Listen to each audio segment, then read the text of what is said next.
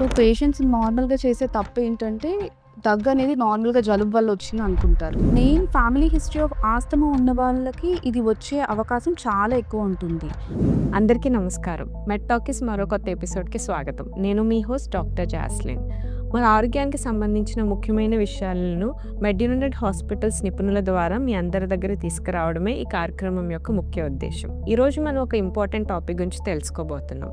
మీ ఇంట్లో ఎవరికైనా తరచుగా దగ్గు వస్తుందా? రాత్రులు బాగా ఎక్కువ దగ్గుతున్నారా? కొంచెం నడిచినా, మెట్లు ఎక్కినా ఊపిరి ఆడట్లేదు అనిపిస్తుందా? ఇది చలి వల్లే అయ్యి ఉండొచ్చు, లేదా డస్ట్ ఎలర్జీ అని చెప్పి అంత నిర్లక్ష్యం చేస్తుంటారు. కానీ కొన్నిసార్లు ఇది సాధారణమైన దగ్గు అవ్వకపోవచ్చు. ఇది అలర్జిక్ బ్రాంకైటిస్ అవ్వచ్చు.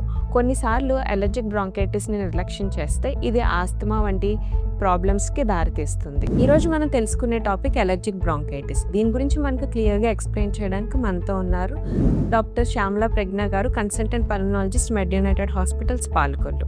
Hello ma'am, welcome to Med Talkies ma'am. Thank you for the warm welcome.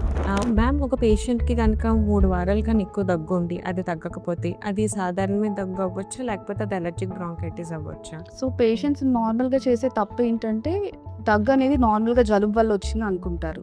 So, 2-3 వారాల వరకు దగ్గు తగ్గకపోతే వాళ్ళు స్వయంగా యాంటీబయాటిక్స్ కూడా తీసుకుంటారు. సో, వైరస్ ఒక కారణం ఉంటుంది. అండ్ అది కాకుండా చాలాసార్లు allergic bronchitis, asthma, acid reflex, post nasal drip ఇలా వివిధ రకాల ఊపిరితిత్తుల సమస్యల వల్ల కూడా దగ్గు వస్తుందన్నమాట. మ్యామ్, అసలు అలర్జిక్ బ్రాంకైటిస్ అంటే ఏంటి మ్యామ్? సో, ఎలర్జిక్ బ్రాంకైటిస్ అంటే మన ఊపిరితిత్తుల్లోకి వెళ్ళే గాలి గొట్టాలను బ్రాంకే అంటాం. సో, ఎలర్జీ కారకాలు మన ఊపిరి ద్వారా ఊపిరితిత్తుల్లోకి వెళ్ళినప్పుడు అక్కడ బ్రాంకైకి ఇన్ఫ్లమేషన్ వస్తుంది. ఆ ఇన్ఫ్లమేషన్ వల్ల మ్యూకస్ ప్రొడక్షన్, ఎక్కువ శ్లేషం ప్రొడ్యూస్ అవ్వడం, అలానే గాలి గొట్టాలు సన్నబడతాయి. దీనివల్ల ఊపిరి తీసుకోవడంలో ఇబ్బంది, దగ్గు, ఆయాసం వంటి ఇబ్బంది వస్తుంది. అలర్జిక్ బ్రాంకైటిస్కి వైరల్ బ్రాంకైటిస్కి తేడా ఏంటి మ్యామ్? సో, వైరల్ బ్రాంకైటిస్ అన్నది వైరస్ అంటే respiratory syncytial virus, influenza virus వల్ల వస్తుంది.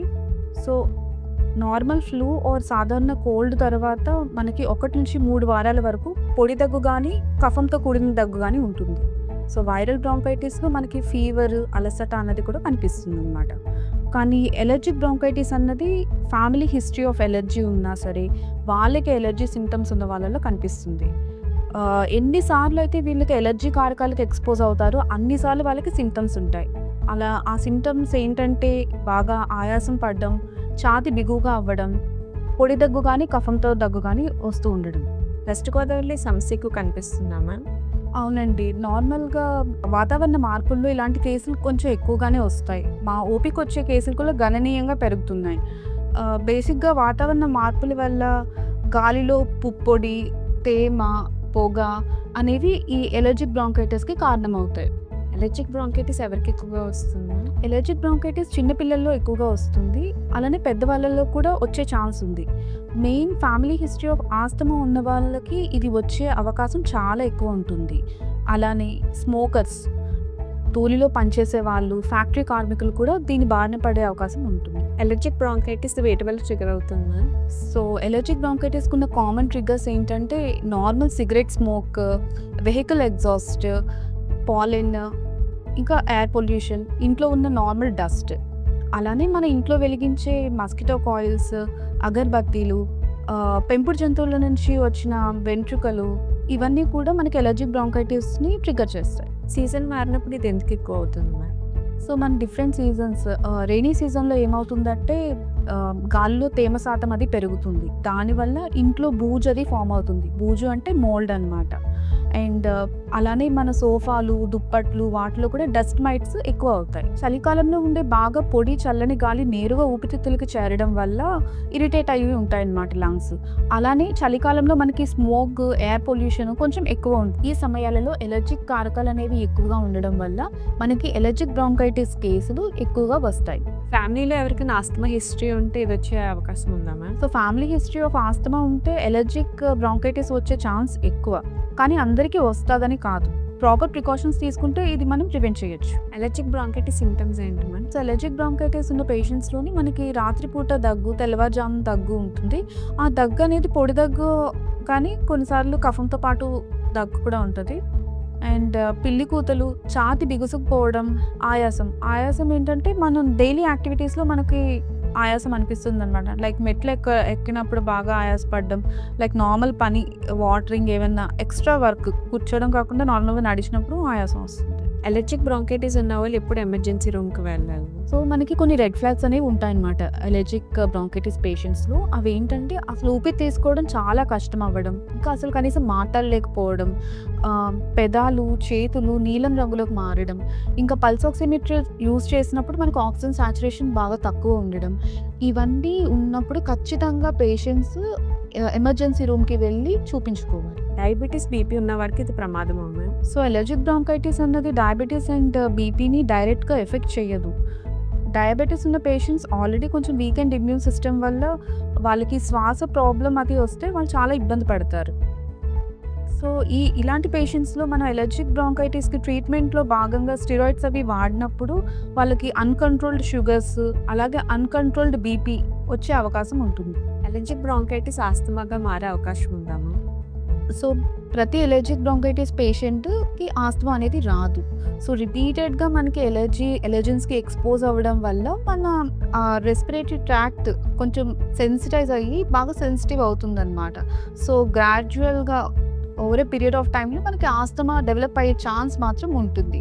సో దీన్ని మనం ప్రారంభ దశలోనే దీన్ని ట్రీట్ చేయడం వల్ల ఆస్తమా వచ్చే ఛాన్స్‌ని కూడా తగ్గిస్తాం. దీన్ని డయాగ్నోస్ ఎలా చేస్తారు మ్యామ్? సో న్యాచురల్ హిస్టరీ అనమాట. పేషెంట్స్ రాగానే వాళ్ళు కంప్లైంట్స్ అవి చెప్తారు కదా! ఎప్పటినుంచి ఉంది దగ్గు అనేది, ఆయాసం వస్తుందా లేదా, పిల్లికూతలు వస్తున్నాయా లేదా, రాత్రిపూట ఎక్కువ వస్తుందా, పొద్దున ఎక్కువ వస్తుందా, ఈ సింటమ్స్ ప్రకారం ఇంకా మనకి అవసరమైతే ఒక ఎక్స్‌రే, పల్మరీ ఫంక్షనల్ టెస్ట్ ఉంది, ఎలర్జీ టెస్ట్, బ్లడ్ టెస్ట్‌లు, వీటి ద్వారా మనం అలర్జిక్ బ్రాంకైటిస్‌ని ఐడెంటిఫై చేయొచ్చు. అందరికీ ఒక డౌట్ ఉంది మ్యామ్. ఇన్హేలర్ మొత్తం జీవితాంతం వాడాలా అని? సో ఇన్హేలర్ జీవితాంతం వాడాలి అన్నది ఒక పెద్ద అపోహ. ఇన్హేలర్ అనేది ఒక డివైస్. ఏంటంటే దానికి డైరెక్ట్‌గా మనకి ఊపిరి తీసుకునే గొట్టాలకి అది ఆ మందు అనేది చేరుస్తుందనమాట. దానివల్ల వచ్చే సైడ్ ఎఫెక్ట్స్ కూడా చాలా తక్కువ. సో వ్యాధి తీవ్రతను బట్టి అది ఎన్నాళ్ళు వాడాలి అన్నది ట్రీటింగ్ ఫిజిషియనే డిసైడ్ చేస్తారు. అంటే ఇట్ డిపెండ్స్ అనమాట. పేషెంట్ ఇంప్రూవ్ అవుతున్నారా లేదా అన్న దాన్ని బట్టి మనం డోస్ ఇంకా డ్యూరేషన్ కూడా అడ్జస్ట్ చేసుకుంటాం. మళ్ళీ రాకుండా ఏం జాగ్రత్తలు తీసుకోవాలి మ్యామ్? సో అలర్జిక్ బ్రాంకైటిస్ రిపీటెడ్‌గా మనకి రాకుండా మనం ఏం జాగ్రత్తలు తీసుకోవచ్చు అంటే మాస్క్ ఉపయోగించాలి అండ్ దుమ్ము, ధూళి లేకుండా చూసుకోవాలి. స్మోకింగ్ చేస్తున్న వాళ్ళైతే స్మోకింగ్ మానితే మంచిది. అండ్ ఇంటిని శుభ్రంగా ఉంచుకోవాలి.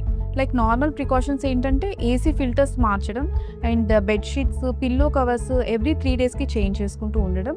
ఇంకా మందులు అంటే ఇన్హేలర్స్ వాడుతున్నట్లయితే ఆ ఇన్హేలర్స్ మధ్యలో ఆపకూడదు. కర్టెన్స్ ఫ్రీక్వెంట్‌గా మార్చడం.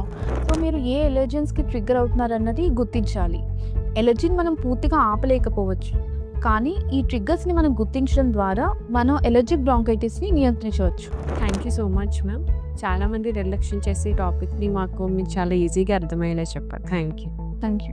డియర్ వ్యూవర్స్, తరచూ దగ్గు వస్తున్నా, ఊపిరి తీసుకోవడంలో ఇబ్బంది అనిపిస్తున్నా, దీన్ని సాధారణమైన జలుబని నిర్లక్ష్యం చేయకుండా తగిన పరీక్షలు చేయించుకుని తగిన ట్రీట్మెంట్ తీసుకోవడం ఎంతో అవసరం. ఈ వీడియో మీకు గనక యూస్ఫుల్ అనిపిస్తే తప్పకుండా లైక్ చేయండి. ఇలాంటి ఇంట్రెస్టింగ్ టాపిక్స్తో మళ్ళీ మీ ముందుంటాను. Doctor Jasmine signing of.